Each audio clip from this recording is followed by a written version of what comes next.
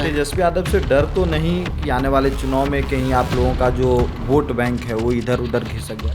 जो पूरा उनका कल का मजमा था वो तो सच्चाई है कि जीतन राम मांझी जी के डर से ही था। तो मुसहर भुइयाँ सम्मेलन कर रहे हैं, किसी मुसहर भुइयाँ को आज तक उन्होंने एमएलसी बनाया है? दो चार टिकट नहीं देते। चुनावी तैयारी में उतर गए हैं। नहीं, एक एक वोट में उनकी नजर है। भाई तो सवाल है ना, नज़र तो है लेकिन नज़रिया क्या है? और आज भुइयाँ समाज का बिहार में नेता कौन है? लालू यादव पैर पसारे बैठे हैं और पैर छुआ रहे हैं। ये जो नव जमींदार आपके नेता ये सब नहीं करते हैं। एक फुटेज कोई दिखाते हैं? हमारे नेता तो मना करते हैं। ये तौर तरीका बताता है कि ये नव जमींदार हैं, नव सामंत हैं। नमस्कार, आप देख रहे हैं लाइव सिटीज। मैं हूं आपके साथ सौरभ राज। आरजेडी ने मुसहर भुइयाँ एक सम्मेलन किया। उस सम्मेलन में तेजस्वी यादव ने उस समाज से काफ़ी ज़्यादा उन्होंने वादा किया है कि अगर तेजस्वी यादव बिहार में मुख्यमंत्री बनते हैं तो उस समाज का भलाई करेंगे और उस समाज को आगे बढ़ाने का काम करेंगे। मेरे साथ बात करने के लिए हिंदुस्तानी अवाम मोर्चा के प्रवक्ता श्याम सुंदर जी, इनसे बात करेंगे। श्याम सुंदर जी, तेजस्वी यादव ने जो कल कहा मुसहर भुइयाँ सम्मेलन में, आप लोगों के नेता जीतन राम मांझी उसी समाज से आते हैं। मांझी जी भी खुद दावा करते हैं कि वो समाज के नेता हैं, समाज उनके साथ है। तेजस्वी यादव आपके समाज के ऊपर नज़र बनाए हुए हैं, आपके वोट के ऊपर नज़र बनाए हुए हैं।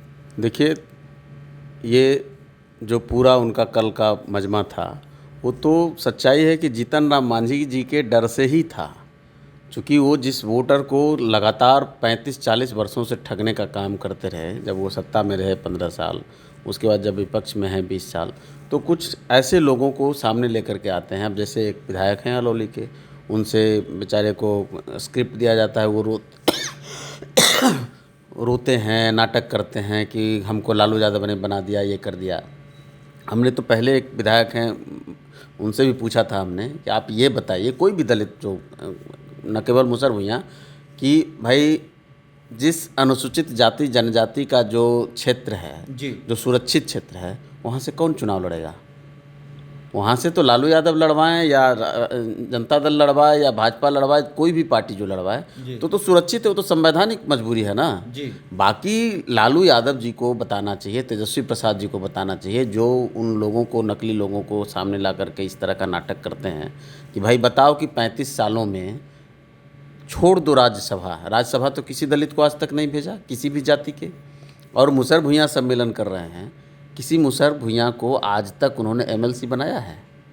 किसी मुसहर भुइयाँ को? जहाँ मजबूरी है, जहाँ उनकी जनसंख्या है, वहाँ तो लाचारी है। और मैं तो चिन्हित करके बता सकता हूँ कि वैसे क्षेत्रों में भी जहाँ मुसहर भुइयाँ की संख्या दलितों में सबसे ज़्यादा है, वैसे क्षेत्रों में भी लालू यादव टिकट नहीं देते हैं उनको। टिकट नहीं देते हैं। 2-4 क्षेत्रों को छोड़ दें जहाँ मजबूरी है, जहाँ जैसे अब अलौली में टिकट देते हैं, तो अलौली में एक तरफ रामविलास पासवान जी का परिवार लगातार रहता था, तो उनकी मजबूरी थी, वहाँ उन्होंने मांझी को आगे किया। बाकी ऐसे कोई भी क्षेत्र का नाम बताएं जहाँ की वो मुसहर भुइयाँ को आगे करके राजनीति करते हैं। बाकी क्यों नहीं किसी मुसहर भुइयाँ को आज तक उन्होंने मंत्री बनाया? चुनावी तैयारी में उतर गए हैं। नहीं, एक एक वोट में उनकी नज़र है। भाई तो सवाल है ना, नज़र तो है लेकिन नज़रिया क्या है? कि जब वो सरकार में, छोड़िए पहले की सरकारों की बात, पिछले बार 2 बार सरकार बनी, राष्ट्रीय जनता दल नीतीश कुमार जी के साथ गए और भारी भरकम मंत्रालय भी मिला, किसी मुसहर भुइयाँ को उन्होंने मंत्री बनाया? किसी मुसहर भुइयाँ को?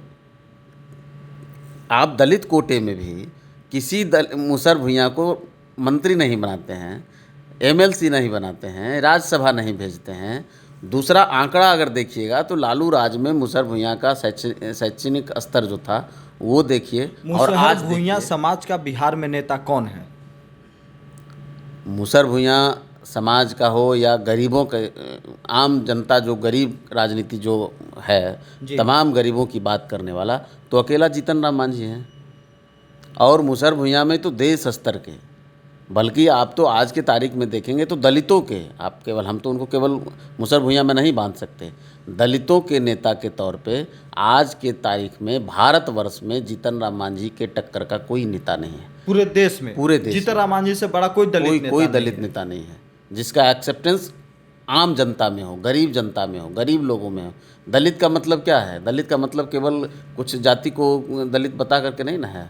कि दलित का मतलब जो समाज में अभी भी हाशिए पर पड़ा हुआ है, जो सबसे अंतिम पायदान पे खड़ा है, जिसको विकास की रोशनी से मरहूम रखा गया है, उन तमाम लोगों की आवाज़ उठाने का काम अगर कोई करता है तो जीतन राम मांझी करते हैं। तेजस्वी यादव से डर तो नहीं कि आने वाले चुनाव में कहीं आप लोगों का जो वोट बैंक है वो इधर उधर घिसक जाए? तेजस्वी प्रसाद यादव को डर भले है, अगर उनको डर नहीं होता तो मुसहर भुइयाँ सम्मेलन नहीं करते। सम्मेलन वो कर रहे हैं, मुसहर भुइयाँ सम्मेलन, तो डर उनको न है। बाकी हम सवाल तो उठाएंगे कि आखिर आप जो समाज को वायदे कर रहे हैं, जो ठगने का काम कर रहे हैं, तो आपका तो इतिहास पड़ा हुआ है ना। हमने तो कहा कि लालू राबड़ी राज के बाद छोड़ दीजिए। अभी तेजस्वी प्रसाद यादव 2-2 बार सरकार में शामिल हुए, जंबो जेट उनका मंत्रालय हुआ, 18-20 मंत्री बने उनके, उसमें किसी दलित भुइयाँ को मंत्री क्यों नहीं बनाया? ये बात बता दो, बात खत्म। आगे तुम क्या करोगे? अच्छा, दूसरी बात, आज भी हम कहते हैं जी, आज भी आप मुख्यमंत्री का कैंडिडेट बना दो, किसी भुइयाँ को अपने पार्टी का राष्ट्रीय अध्यक्ष बना दो। भाई वोट बैंक के तौर पे इस्तेमाल करोगे और जो सुरक्षित क्षेत्र हैं उनमें उनको टिकट दे दोगे, ये कौन सी बात है? ये कौन सा एहसान है? वो तो बाबा साहब भीमराव अंबेडकर का संविधान में बनाया हुआ है, उनके लिए सुरक्षित 15% सीटें रहती हैं। वहाँ आपको एनी हाउ किसी कीमत पर उनको ही लड़ाना है, उसके लिए कोई उपाय नहीं है। हम तो कहेंगे कि इन्होंने मुसहर भुइयाँ को बांटने का भी काम किया। आज ये मुसहर भुइयाँ सम्मेलन करा रहे हैं ना, जी, तो इस दैट मीन्स कि मुसहर भुइयाँ एक है। जी, जातीय जनगणना में अलग क्यों कराया इनको? आप तो जातीय जनगणना का सेहरा लेते हैं, तो जातीय जनगणना में मुसहर भुइयाँ को अलग अलग क्यों दिखाया गया? यही तेजस्वी प्रसाद यादव सेहरा लेते हैं ना। तो तेजस्वी प्रसाद यादव जी के पास होमवर्क नहीं है। ये चूँकि अब उनको गांधी मैदान में रैली करने की ताकत नहीं है। आप देखिए कि वर्षों से उन्होंने गांधी मैदान में तेजस्वी यादव को नहीं की। गांधी मैदान में रैली करने की ताकत नहीं है, वो नहीं कर पा रहे, नहीं करेंगे। अब दलित उनके नाम पर आने को भी तैयार नहीं है। आप अगर सर्वे करेंगे, आप अगर उस सभागार में आपके रिपोर्टर होंगे तो आप उनसे पूछिएगा कि उसमें कितने % दलित भुइयाँ थे, भुइयाँ मुसहर थे। बमुश्किल 10% होंगे। बाकी सब कौन बाकी सब उनके मुरेठा वाले थे, कौन? गमछा वाले। उनका आप देख लीजिए, फुटेज उठा करके देख लीजिए कौन लोग थे। उनके नाम पर अब कोई दूसरा समाज आने को तैयार है क्या? वो तो पहले ही बता चुके हैं कि हमारे लिए माई समीकरण है, तो माई समीकरण ही उनके लिए आगे है। तो फिर बाकी से क्या मतलब है?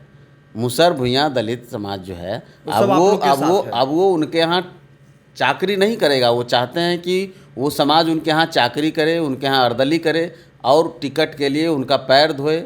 मैं तो कई तस्वीरों को दिखा सकता हूँ कि दलित भुइयाँ की क्या हैसियत है उनके यहाँ। लालू यादव पैर पसारे बैठे हैं और पैर छुआ रहे हैं। ये जो नव जमींदार आपके नेता ये सब नहीं करते हैं? भाई एक फुटेज कोई दिखा दे। हमारे नेता तो मना करते हैं।